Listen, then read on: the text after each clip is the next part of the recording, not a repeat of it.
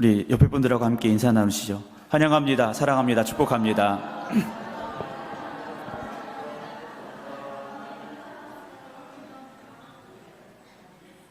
네, 오늘도 예배에 함께 하신 모든 성도 여러분들 주님의 이름으로 환영합니다. 아까 말씀을 드린 대로 오늘 여러분들 앉아 계신 의자를 이제 밑으로 다 내려야 됩니다. 그래서 화요일 날 새롭게 의자가 이제 오게 되는데요. 다음 주일부터는 수요일 저녁부터는 이제 새 의자에 앉아서 예배를 드리게 되는데요. 두렵고 떨리는 마음입니다. 네. 성전의 의자를 바꾼다는 것 자체가 뭐 돈이 많이 들어서가 아니라 이 성전이 건축되고 이 자리에 봉헌이 되어진 이 의자에서 우리가 알던 모르던, 그리고 이 자리에 계신 분들이 그 오랜 시간 동안 눈물을 흘리며 기도했고 하나님의 은혜를 사모했고 은혜를 누렸던 이 의자를 새롭게 바꾸면서 그 은혜의 역사를 이제는 우리가 새롭게 써내려가야 한다라는 사실이 목사인 저에게 참 무겁게 느껴지는 시간입니다. 와, 새 의자다. 그런 좋은 마음, 기쁜 마음도 있지만 한편으로는 그런 두려운 마음이 제 안에 어젯밤에 너무나도 크게 다가왔습니다. 이제는 우리가 써내려가야 될 믿음의 역사라면 여러분들이 멋지게 써내려가시기를 주님의 이름으로 축원합니다. 우리의 믿음의 선배들이 눈물을 흘렸던 이 자리가 다시 여러분들의 눈물로 적셔지고 하나님의 은혜로 채워져서 우리가 믿음의 후대들에게 믿음의 좋은 역사를, 아름다운 역사를 잘 물려줄 수 있는 그런 귀한 교회, 하나님이 영광 받으시는 교회 되어질 수 있기를 주님의 이름으로 축원합니다. 아까 우리 장로님 기도하셨는데 설교 내용을 아셨는지, 네. 우리나라 젊은이들의 사망률 1위가 자살입니다. 네. 뭐 교통사고도 많습니다만 자살이 참 많습니다. 그 OECD 국가 중에 우리나라가 1위 하는, 아주 자랑스러운 1위를 하는 1위가 무엇이냐? 자살입니다. OECD는 세계 경제 협력 기구인데 뭐 쉽게 말하면 이 세계에서 그래도 좀 경제력이 있다 하는 나라들이 다 포함이 된 기구가 바로 이 OECD입니다. 미국이나 뭐 영국, 뭐 예전부터 어쨌든 선진국이라고 할 수 있는 나라들이 포함이 되어져 있는 그 나라들이 이제 OECD라는 경제 협력 기구를 조성을 해서 이제 우리나라도 거기 포함이 되어 있는데요. 예전에 우리는 뭐 개발도상국 이런 이야기를 많이 썼는데 이제는 그렇진 않습니다. 그런데 그 OECD 국가 중에서 자살률이 1위입니다. 그리고 아까 말씀을 드린 대로 청소년 자살률도 1위고요. 또 한 가지 1등하는 게 있습니다. 뭘까요? 우울증 1위입니다. 네. 우리나라가 그래도 나름 잘 사는 나라인데 자살률이 1위이고 청소년 자살률이 1위고 우울증이 1위인 나라에 살고 있습니다. 이건 자랑스러운 게 아니라 우리들 자신을 돌아보아야 할 큰 이슈라는 거죠. 목사이기 때문에 많은 분들과 이렇게 대화를 나눌 기회들이 종종 있습니다. 근데 대화를 나누면서 예를 들어서 10명의 분들과 10명과 대화를 나눈다 그러면 그 중에 목사님 저 너무 행복해요 하시는 분들은 많지 않습니다. 한 많아야 서너 명 정도 되는 것 같아요. 대부분의 분들은 힘들어요. 목사님. 어려워요. 슬퍼요. 속상해요. 불행해요. 죽고 싶어요. 이런 말씀들을 하셔요. 물론 힘들고 어려운 거 좋아하는 사람은 없습니다. 그리고 그 힘들고 어려운 시간들이 나에게 오는 걸 반기는 사람도 없어요. 야, 고난아 나에게 몰려와라. 환난아 나에게 몰려와라. 하시는 분들은 없지 않습니까?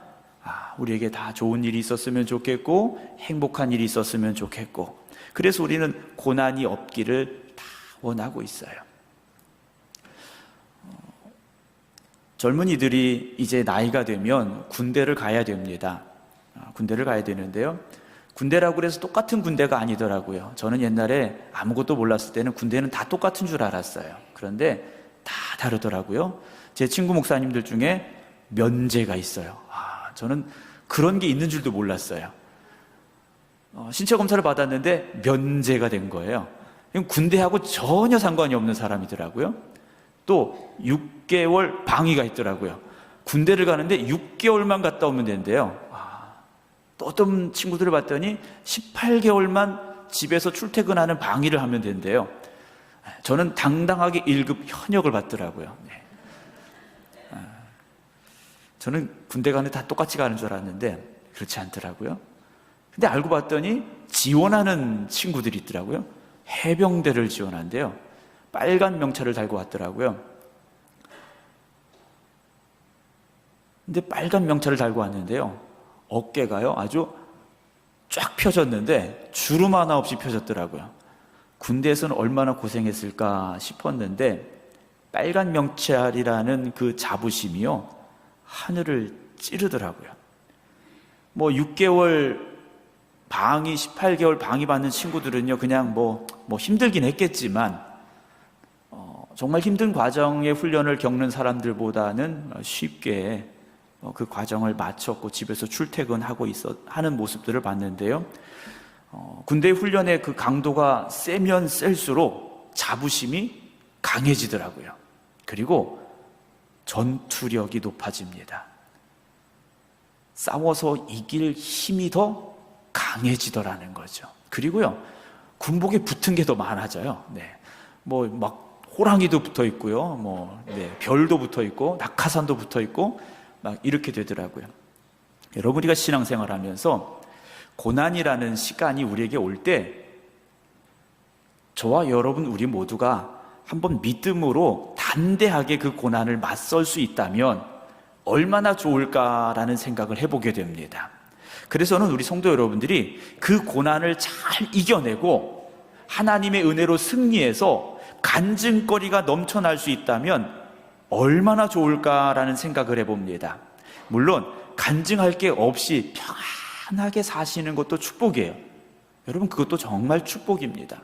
그러나 그 고난의 시간에, 환난의 시간에 하나님의 은혜를 체험하고 하나님의 능력으로 다시 일어설 수 있는 그 고백이 있다면 그 사람들은요 더 멋진 삶을 살아가고 있는 것이 아닐까라는 생각을 저는 해보게 됩니다.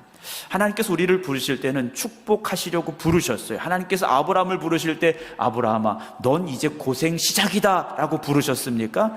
아니에요. 하나님께서 아브라함을 복 주시겠다고 부르셨어요. 그런데 복 주시겠다고 불러주셔서 아브라함이 아멘 할렐루야 하고 75세 그 먼 길을 걸어서 가나안 땅에 들어갔는데 창세기 12장 10절 11절 보면 그 땅에 무엇이 왔습니까? 기근이 왔어요. 가뭄이 온 겁니다. 먹고 살 게 없어졌어요. 어떻게 합니까? 살아야죠. 그런데 자기를 부르신 하나님을 찾은 것이 아니라 나름대로 살 길을 찾았어요. 애굽 땅으로 내려갑니다. 거기로 갔는데 이유가 있지 않습니까? 하나님이 부르신 그 땅에 기근이 있었기 때문이에요. 여러분들이 어떤 결정을 할 때는요 다 이유가 있습니다. 다 이유가 있어요. 여러분, 이유 없이 어떤 일을 결정하지는 않습니다. 다 이유가 있어서 고민하고 또 고민하다가 결정을 내린 거예요. 아브라함이 애굽 땅으로 간 이유는 기근이 왔으니까, 자기뿐만 아니라 자기의 아내, 자기의 식솔들을 먹여 살려야 되니까 애굽으로 내려가게 됐더라는 거죠. 그런데 내려가는데 그가 애굽에 가까이 이르렀을 때라고 되어 있어요. 애굽 땅에 점점 가까워지고 있는데 거기가 먹을 게 있으니까 우리 살았다 이 마음도 있었지만 마음 한편에 다른 두려움이 찾아왔습니다. 아내에게 말해요. 내가 알기에 그대는 아리따운 여인이라. 아브라함이 자기 아내에게 말해요. 당신 너무 예뻐. 당신 너무 예쁜 여자야 라고 말하는 겁니다. 몇 살인데요? 아브라함이 75세 부르심을 받았으니까 사라가 몇 살입니까? 한참 젊죠? 네, 65세입니다. 젊었어요. 65세가 돼도 예쁠 수 있습니다. 포기하지 마시기 바랍니다. 네. 75세가 돼도 예쁠 수 있어요. 여러분 90이 돼도 애 낳을 수 있습니다. 네. 웃지만 마시고요. 하나님이 하시면 되는 겁니다. 네. 목사가 주책이라고 생각하시는데 꼭 애 낳으시라는 건 아니고요. 믿음의 아이를 낳으시기 바랍니다. 아브라함에게 두려움이 왔어요.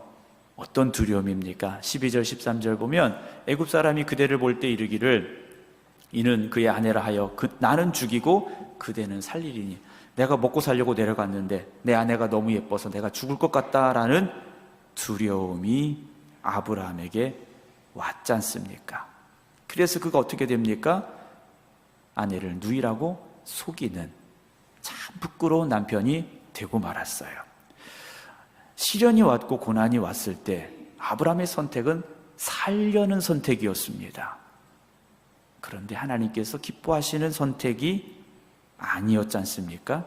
오히려 아내가 바로에게 끌려가는 불행이 그에게 찾아왔어요. 그렇게 아브라함이 끝나버렸느냐? 성경은 그렇게 말씀하지 않습니다. 하나님이 막으셨지 않습니까? 그리고 오히려 13장 1절 2절 보면 아브라함이 애굽에서 그와 그의 아내와 모든 소유와 롯과 함께 네겝으로 올라가니 다시 이스라엘 땅으로 올라가는데 아브라함의 가축과 은과 금이 오히려 더 풍부해졌다라고 성경은 기록을 하고 있습니다. 아브라함이 거짓말하고 인생이 망했느냐? 안 그랬죠. 거짓말해도 되는가 보다. 이게 아니에요. 왜냐? 하나님께서 아브라함을 부르실 때 뭐 하려고 부르셨다고요? 복 주시려고 부르셨어요. 고난이 왔을 때 우리가 그 고난을 믿음으로 맞서야 되는데 때로 우리는 어떻게 합니까? 아브라함과 같이 그 고난을 피하려고 어떻게 그 위기를 모면해 보려고 하는 인간적인 생각을 가지게 될 때가 많다라는 거죠. 하나님 편에서 보면 아브라함에게 주신 시간이 끝난 게 아닙니다. 애굽 땅에 내려가서 네 아내가 이쁘니까 너 죽어 이렇게 부르신 하나님이 아니세요. 아직 아브라함에게 주어진 시간은 너무나도 많다라는 거죠. 여러분, 여러분들에게 하나님께서 주신 시간은 아직도 많이 남아 있습니다. 아멘 소리가 적으신 거 보니까 내일 하나님 나라 가기로 원하시나요? 우리에게 주신 시간은요 아직도 많이 남아 있어요. 아직도 많이 남아 있습니다. 그 시간이 단 하루라 할지라도 어제 죽은 사람은요 그 하루도 없는 사람이에요. 여러분, 오늘 하루라는 시간도 얼마나 긴 시간입니까? 그 시간 동안 하나님은요 놀랍게 역사하실 수도 있다는 거죠. 어린아이들이 걸음마를 배웁니다. 한 걸음 한 걸음 이제 발을 떼게 되는데 어떻게 아이가 막 걸음마 시작하자마자 뛰어다니겠습니까? 넘어지고 부딪히고 이러지 않습니까? 상처가 날 수도 있어요. 그런데 그렇게 주저앉는 게 아니지 않습니까? 또 걷고 다시 일어서는 거예요. 여러분, 아이 때 여러분 다 그렇게 하셨기 때문에 오늘 잘 걸어 다니시는 거예요. 걸음마 안 배우셨습니까? 저도 배운 것 같아요. 제가 기억은 안 나는데 배운 것 같아요. 그래서 오늘 우리가 걸어 다니는 거지 않습니까? 여러분들의 인생의 실패는요 우리가 포기할 때 실패인 겁니다. 우리가 포기하지 않으면 여러분 인생은 실패가 아니에요.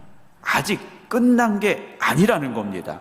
그럼 하나님은 어디 계십니까? 우리가 넘어지고 우리가 아프고 우리가 상처받고 우리가 쓰러지는데 우리가 고통당하고 눈물을 흘리는데 하나님 어디 계시느냐?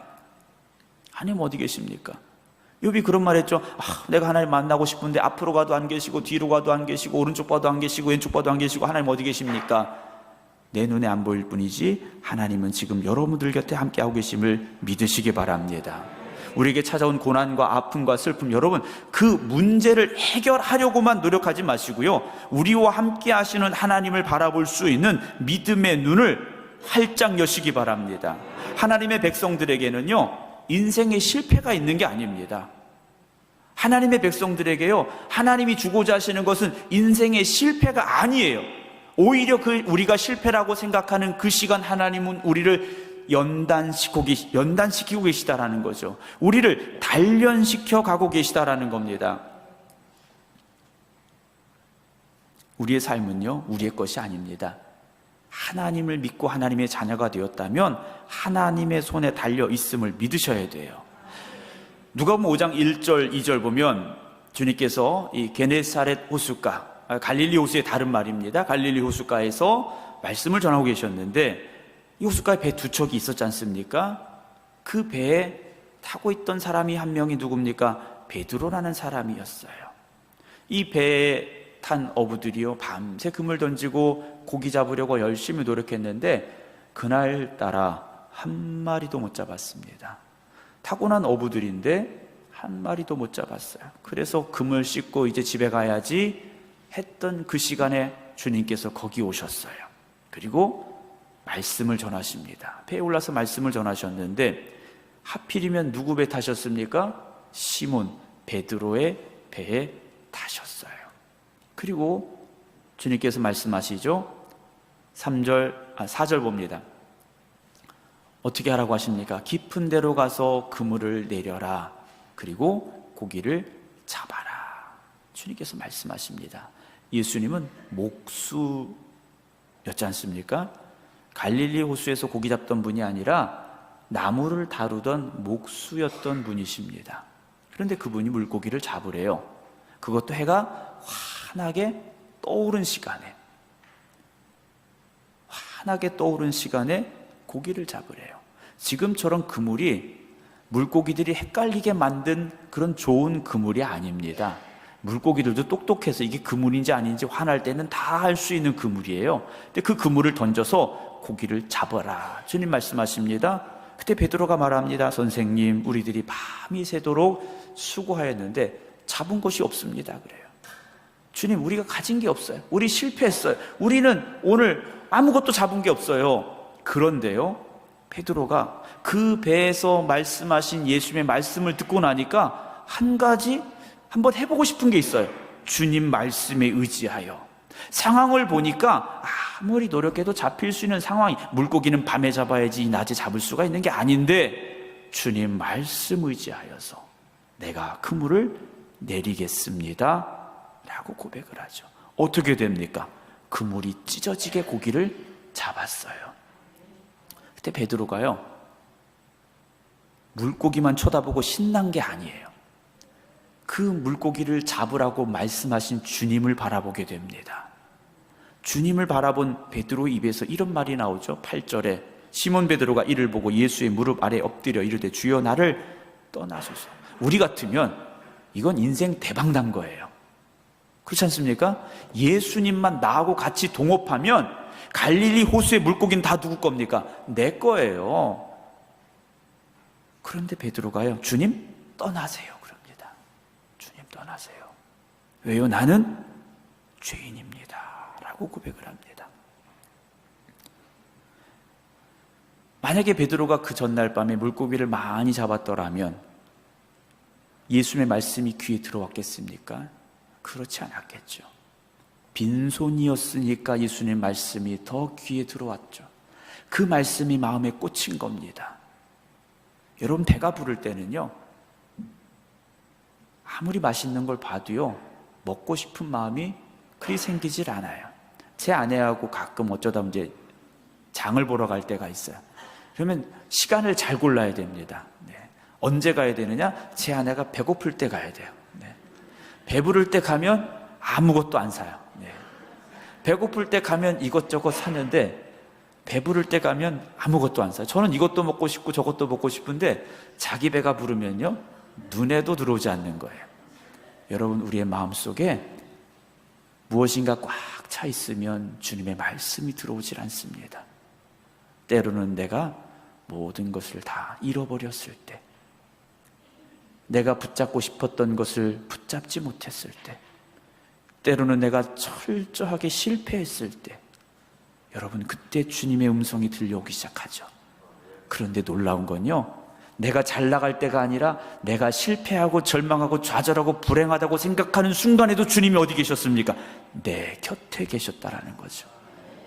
그리고 주님 말씀하시는 거예요. 내 배가 불렀을 때는요, 주님이 내 옆에서 아무리 말씀하셔도 들어오지 않았는데, 내가 실패하고 절망하고 좌절했을 때 주님의 음성이 내 마음에 같이 꽂히는 은혜가 있게 된다라는 사실이죠. 여러분, 인생이 실패했다고 절망하거나 좌절하지 마시기 바랍니다. 하나님이 끝났다고 하시기 전에는 끝난 게 아닙니다. 왜냐, 하나님은 우리를 다시 일으켜 주실 것이기 때문에, 우리를 회복시켜 주실 것이기 때문이라는 거죠. 창세기 32장에 야곱이 고향을 향해 돌아옵니다. 많은 것을 가지고 4명의 아내와 11명의 자녀와 함께, 11명의 아들과 함께 돌아오지 않습니까? 돌아오는데 문제가 하나 있었지 않습니까? 자기 형 에서와의 관계가 해결이 되지 않았어요. 모두 다 강을 넘겨 보내고 야곱이 밤새 발걸음을 떼지 못합니다. 두려움과 고민과 염려가 그 안에 가득했습니다. 자기의 소유를 다 넘겨 보냈어요. 자기가 남은 것은요, 아무것도 없었어요. 그런데 거기 누가 오셨습니까? 하나님이 찾아오셨습니다. 찾아오셔서 야곱과 뭐 했다고 기록을 합니까? 마지막에 씨름했다라고 돼 있어요. 하나님이 야곱을요 붙잡으셨어요. 하나님이 먼저 붙잡으셨고요, 그리고 하나님이 야곱에게 요구하시는 게 뭡니까? 너도 나를 붙잡으라고 하시는 거예요. 내가 너를 이렇게 붙잡았는데 너도 나를 붙잡아야지 말씀하시는 겁니다. 여러분, 하나님이 여러분들을 붙잡아 주실 때 여러분 하나님을 붙잡으시기 바랍니다. 세상 말로 말해서 죽기 살기로 붙잡으셔야 돼요. 대충 붙잡아서는 안 된다라는 거죠. 여러분, 인생의 마지막 때라고 생각이 들 때가 있었습니까? 아니면 오늘 너무 힘들다고 생각하십니까? 여러분, 이 순간 정말 야곱이 하나님을 붙잡았듯이 붙잡으셔야 돼요. 그래서 하나님께서 뭐라고 말씀하십니까? 네가 이겼다라고 말씀하셔요. 얼마나 하나님을 강하게 붙잡았으면 하나님께서 그렇게 말씀하셨겠습니까? 욥기 2장 보면 욥이요 고난과 고통 가운데 정말 절망과 좌절의 상황을 만납니다. 자식 10명이 죽었죠. 재산 다 잃었죠. 몸에 머리에서 발끝까지 종기가 나서 너무나도 괴로웠어요. 그래서 질그릇 조각을 가져다가 몸을 긁고 있었습니다. 그러면 어떻게 될까요? 종기가 터지고 고름과 피가 온 몸에 흘러내렸을 거예요. 여러분, 한번 상상을 해보세요. 자식 10명이 다 죽었고 재산 다 잃었고 몸은 머리에서 발끝까지 그 악한 종기가 나서 이걸 어떻게 할 수가 없어서 질그릇 조각을 가져다가, 얼마나 그게 날카롭겠습니까? 그걸 가지고 몸을 긁고 있는 거예요. 머리에서 발끝까지 피고름이 질질 흘러내리고 있는 그 상황이었다라는 거죠. 다음에 한 번 더 말씀을 드릴 말씀이긴 합니다만 2장 9절에 그 꼴을 보고 아내가 뭐라고 말합니까? 당신이 그래도 자기의 온전함을 굳게 지키겠느냐? 하나님을 욕하고 죽어라 그래요. 당신 희망이 없어. 당신에게 더 이상 희망이 없어. 한 줄기 빛 그런 거 없어. 차라리 죽어라 라고 부인이 말합니다. 근데 욥이 이렇게 말하죠. 10절입니다. 그가 이르되 그대의 말이 한 어리석은 여자의 말 같도다. 우리가 하나님께 복을 받았은즉. 그러니까 욥은 알아요. 자기가 그렇게 부유하게 된 것, 10명의 자녀들을 하나님이 주신 것 다 하나님이 주신 축복이라는 걸 알고 있죠. 그런데 하나님은 복도 주시지만 화도 주실 수 있다라는 거죠.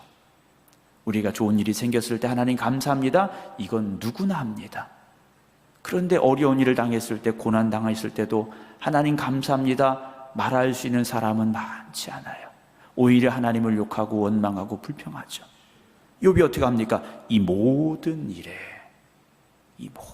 일에 입술로 범죄하지 않았다라고 기록을 합니다. 오늘 시편 66편의 말씀은 인도자를 따라 부르는 노래입니다. 그러니까 찬양이에요. 오늘 우리 장로님 지휘하셨는데 지휘자를 따라서, 찬양의 인도자를 따라서 부르는 찬양이에요. 어떤 찬양입니까? 온 땅이여 하나님께 즐거운 소리를 낼지어다 그래요. 여러분, 우리의 입술을 열어서 하나님 앞에 찬송과 영광을 올려 드려야 되는 겁니다. 온 땅이여라고 말하고 있지 않습니까? 우리의 입에서 나와야 되는 건 감사와 찬송이어야 되죠. 2절 그의 이름의 영광을 찬양하고 영화롭게 찬송하자라고 말합니다. 3절 하나님께 아뢰기를 주의 일이 어찌 그리 어미하신지요 주의 큰 능력 권능으로 말미암아 주의 온수가 주께 복종할 것이며 4절 온 땅이 주께 경배하고 주를 노래하며 주의 이름을 노래하리이다 할지어다 라고 말해요. 이렇게 노래하게 될 것이다 라고 말하죠. 5절 와서 하나님께서 행하신 것을 보라 사람의 아들들에게 행하심이 어미하시도다 하면서 6절에 하나님이 바다를 변화해 육지가 되게 하셨다 그래요. 이스라엘 백성들이 출애굽을 하는데 하나님께서 그들을 편안한 길로 인도하셔서 애굽 땅에서 가나안 땅으로 데려가신 게 아니에요. 어디로 데려가십니까? 홍해바다 앞에 데려가셨어요. 이들이 어떻게 합니까? 할렐루야 하나님 우리가 바닷길을 걸어갑니다 라고 말한 게 아니에요. 우리 여기 죽으려고 왔느냐? 불평하고 원망했어요. 그런데 하나님께서 어떻게 하십니까? 다 죽었다고 불평하던 그들에게 바다를 가르시고 마른 길을 내셨지 않습니까? 그래서 우리가 걸어서 강을 건너고 우리가 거기서 주로 말미암아 기뻐했다라고 고백을 하고 있지 않습니까? 여러분 홍해바다 앞에 지금 서 계실 수 있어요. 아니면 벼랑 끝에 서 계실 수도 있어요. 그런데 하나님께서는요 우리를 거기까지 인도하신 이유가 있다라는 사실을 여러분 믿으시기 바랍니다. 하나님은요 우리보다 똑똑하신 분이세요. 우리보다 모든 것을 다 알고 계신 분임을 여러분 믿는다면 지금 여러분들의 그 순간 속에 찾아온 어려움과 절망과 좌절로 인하여 절망하고 좌절하고 슬퍼하고 불평하는 것이 아니라 8절 봅니다. 우리 하나님을 송축하며 그의 찬양 소리를 들리게 해야 되죠. 여러분 우리가 그렇게 살아야 됩니다. 왜냐? 9절 보세요. 그는 우리 영혼을 살려두시고 우리의 실족함을 허락하지 아니하시는 주시라 고백을 합니다. 우리는 세상 사람들과 달라요. 아멘? 여러분은요 세상 사람들과 다른 사람이에요. 왜냐? 하나님이 함께 하시기 때문입니다. 다니엘이요 사자굴 속에 들어갑니다. 사자 밥 주러 들어간 게 아니에요. 자기가 밥이 되려고 들어간 거예요. 그런데 그 사자굴 속에 누가 함께 가셨습니까? 하나님이 함께 가셨어요. 풀무불 속에 들어갑니다. 그런데 누가 거기 들어가십니까? 하나님이 들어가셨어요. 여러분 하나님은 그렇게 우리와 함께하고 계심을 믿으시기 바랍니다. 믿음의 삶을 살아갈 때 우리가 예상할 수 없는 일들이 찾아오기도 해요. 고난이 오기도 하고 환난이 오기도 합니다. 그런데 하나님께서 우리에게 주신 열쇠가 있죠. 기도하라고 하십니다.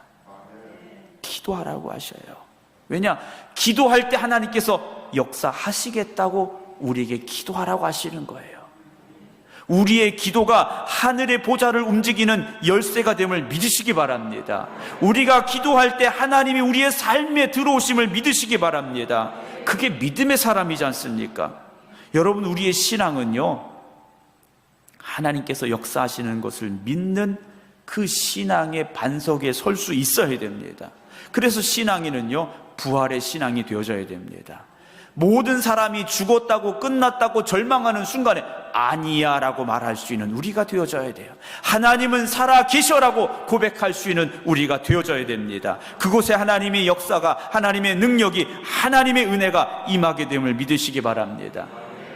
오래전에 제가 TV를 보는데요 어떤 집 아파트였어요. 아파트에 세상에 이런 일인가 라는 프로였는데 아파트 꽤 높은 아파트였습니다. 그런데 그 환기구를 통해 가지고 에어컨 배관인가 거기를 통해서 새가 거기다 집을 지었더라고요. 근데 이 새들을 옮겨야 되는데 알이 부화가 돼서 새끼가 거기서 태어난 거예요. 엄마는 날아다니니까 문제가 아닌데 이 새끼들이 날아야 되지 않습니까? 꽤 높은 아파트였어요. 그런데 제가 보기엔 이 새끼 새들이 분명히 떨어져 죽을 것 같았어요. 그런데 새끼 새들이요 나르더라고요. 나르는데 날개짓을 하는데 처음엔 어떻게 하느냐? 추락합니다. 네. 그러다 죽게 생겼어요. 그런데 이 새끼 새들이요 그 조그만 날개를 얼마나 열심히 퍼덕이는지요 떨어지기 직전에 날아오르더라고요. 제가 그걸 보면서요 아파트를 엄마가 잘 선택했구나라는 생각을 했어요. 한 2층이나 3층에다 했으면 날개짓 하다 떨어져 다 죽었어요. 그런데 높은 데다 집을 지었더라고요. 여러분, 하나님께서는 우리를 그렇게 이끌어 가실 수도 있습니다. 우리가 보기엔 떨어지면 죽을 것 같아요. 그런데 하나님은 우리를 오히려 그 높은 곳으로 데려가십니다. 하나님을 더 의지하라고, 더 기도하라고, 더 하나님 바라보라고요. 우리를 거기까지 데려가셔요. 그 새끼새가요, 떨어지기 직전에 퍼득거리고 올라가더라고요. 제 마음이 얼마나 뿌듯한지요. 제 새끼도 아닌데. 여러분, 하나님은 우리를 떨어져 죽게 하시는 하나님이 아니세요. 10절 봅니다. 하나님이여 주께서 우리를 시험하시되 우리를 어떻게 하십니까? 단련하셔요. 훈련시키시고 연단시키셔요. 은을 단련함같이라고 말씀하십시오. 시편 105편, 지난번에 드렸던 말씀이죠. 요셉이 감옥에 갇혔을 때인데 그가 한 사람을 앞서 보내셨으며 요셉이 종으로 팔렸도다. 그의 발은 착고를 차고 그의 몸은 쇠사슬에 매였으니 곧 여호와의 말씀이 응할 때까지라. 그의 말씀이 그를 어떻게 하셨습니까? 단련시키셨다라고 그랬어요. 요셉이 그 단련의 시간이 없었다면 애굽의 총리가 될 수 있었을까요? 그렇지 않았습니다. 요셉에게는 힘든 시간이었지만 하나님의 말씀이 그를 단련시키셨다라는 거죠. 욥기 23장 10절, 너무나 잘 아는 말씀 우리 한번 같이 읽어볼까요? 시작. 그러나 내가 가는 길을 그가 하시나니 그가 나를 단련하신 후에는 내가 순금같이 되어 나오리라. 할렐루야. 욥이요, 하나님이 나를 지금 단련시키고 계시다라고 말했어요.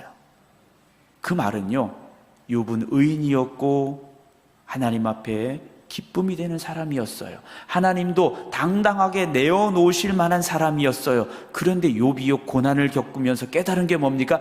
내 안에 뭐가 있다고요? 불순물이 있다고요.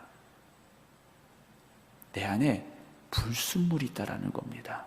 그래서 하나님께서 이 환난을 나에게 주신 건 내게 있는 그 작은 티끌 같은 불순물이라도 다 태워버리셔서 순금이 되라고 나를 이 환난의 과정을 겪게 하시는구나, 욥이 고백하고 있다라는 거죠. 여러분, 우리의 삶에도 그럴 수 있습니다. 우리를 하나님께서 단련시키시기 위해서, 우리 안에 있는 불순물을 걸러내시기 위해서요, 오히려 우리를 더 큰 문제 속에 집어넣으실 때도 있다라는 거죠. 그래서 11절 보면 우리를 끌어 어디로 데려가십니까? 그물에 걸리게 하시며 어려운 짐을 우리 허리에 메어 두셨다라고 기록을 해요. 하나님께서 더 힘들게 하실 수도 있다라는 거죠. 여러분, 지금보다 더 힘들어질 수도 있다라는 겁니다. 여러분, 지금보다 더 힘들어질 수도 있어요. 그런데 12절 봅니다. 사람들이 우리 머리를 타고 가게 하셨나이다. 우리가 불과 물을 통과하였더니, 우리는 어떻게 됩니까? 물과 불이라 할지라도 통과해야 되고 통과할 수 있습니다. 왜냐? 하나님이 함께 하시기 때문에. 그래서 주께서 우리를 어떻게 하십니까? 끌어내시는 거예요. 우리가 날개짓하면 날아오르게 하시는 줄로 믿으시기 바랍니다. 우리가 걸음마를 배우듯이 넘어질지라도 한 걸음 한 걸음 내디도 가면 하나님께서 이끌어주심을 믿으시기 바랍니다. 어디까지 데려가십니까? 풍부한 곳에 들이셨다라고 고백을 해요. 여러분, 믿음으로 고난을 이겨내시기 바랍니다. 믿음으로 환난을 이겨내시기 바랍니다. 성경에 나오는 믿음의 사람들을 보면요, 그냥 된 사람 아무도 없어요. 고난의 시간이 있고 연단의 시간이 있고 환난의 시간이 있었다라는 것이죠. 그렇게 그 과정을 겪고 나간 이들이 순금과 같은 믿음의 사람들이 되어졌습니다. 여러분, 저나 여러분들이 우리에게 찾아온 고난이나 환난으로 인하여서 절망하고 좌절하는 삶이 아니라, 내 인생은 왜 이렇게 어려울까? 내 인생은 왜 이렇게 꼬였을까? 포기하는 것이 아니라 다시 눈을 들어 주를 바라보며 믿음으로 날개짓하며 날아오르시기를 주님의 이름으로 축원합니다. 기도하겠습니다.